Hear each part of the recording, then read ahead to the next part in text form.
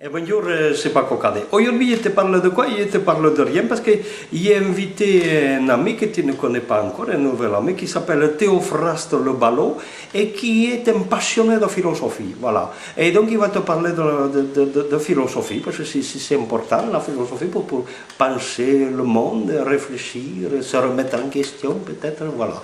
Et la prochaine fois, je te parle d'autre chose. Peut-être que je reviendrai après sa prestation magnifique. Voilà.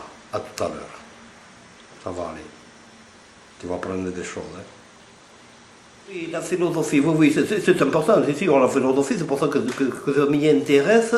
La philosophie, c'est l'art de la sagesse, hein, c'est un art, la sagesse, c'est pas simple d'y arriver, hein, donc, il faut toute une vie, et même au-delà, voilà.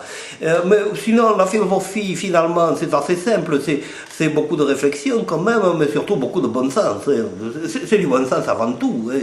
C'est du bon sens qui est mis en forme dans une certaine rhétorique qui peuvent faire passer une pensée. Voilà. Alors aujourd'hui, nous avons quelques philosophes comme Monsieur Lévy, avec cette chemise blanche, qui va beaucoup sur le terrain, en s'habillant autrement, bien sûr. Nous avons Monsieur Finkielkraut, qui lui, il est spécial, c'est un homme intelligent, hein, c'est un homme intelligent, mais toujours un petit peu grognon, un petit peu énervé, comme si le ciel allait lui tomber sur la tête, n'est-ce pas? Il a toujours peur que quelqu'un l'attaque, l'accuse de quelque chose. Bon, voilà.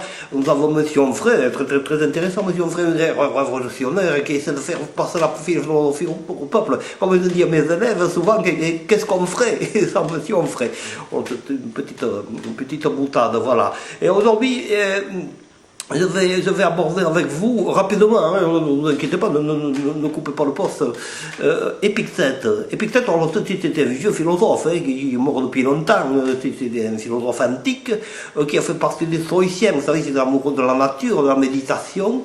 Épictète qui pratique une fête de la droiture, si vous voulez, la droiture, Épictète, et la droiture n'est pas facile à trouver, hein, comme je le dis à mes élèves souvent, Épictète que oui, Épictète que non, on va la trouver, c'est une boutade, il y a toujours rien pour ajouter, Épictète d'abruti. Alors Épictète, le mieux c'est de le laisser parler lui-même. Vous voyez par exemple dans ses maximes et pensées, je lève un peu les lunettes, je ne peux pas lire.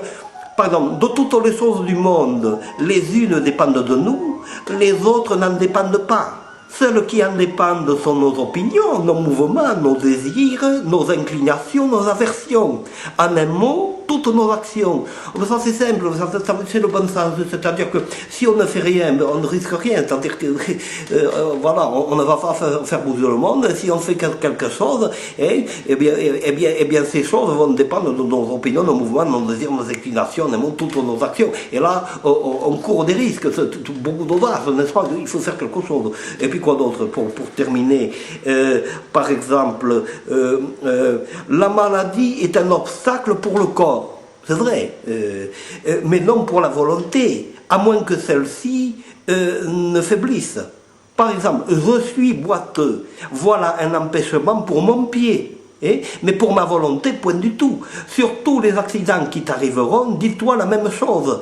Et tu trouveras que c'est toujours un empêchement pour quelque autre chose et non pas pour toi. Mais c'est le bon sens qui parle là, n'est-ce pas? C'est-à-dire que si je suis boiteux, évidemment, je ne vais pas courir le 100 mètres comme M. Bolt là, en 9 secondes, je ne sais plus combien.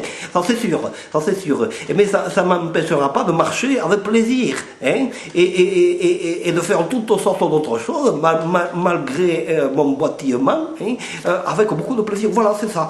Oui, c'est une philosophie pratique, Épictète, voilà. Peut-être la prochaine fois, je vous parlerai de Frédéric Nietzsche. Peut-être, je verrai. Vous savez, c'est vaste la philosophie, comme dirait mon ami Alain Defoe, que vous allez retrouver bientôt, qui vous parlera des Andorès. Voilà. Eh bien, j'espère que vous allez bien dormir quand même. Hein? Eh oui, ça fait réfléchir, voilà, un Théophraste Le Ballot, un sens évident de la formule, n'est-ce pas? J'espère que, voilà, il t'aura plu. S'il t'a plu, il reviendra, hein, bien sûr, et s'il ne t'a pas plu, il reviendra quand même, bien sûr, comme tu le sais, parce que moi je ne fais pas de censure ici. Voilà, à bientôt. Et la prochaine fois, moi aussi, je te parle d'autre chose. À bientôt. C'est vrai qu'Alain Defoe va venir avec, il te parlait de Yann Lorenzo. Voilà. Ça va aller, ça va aller.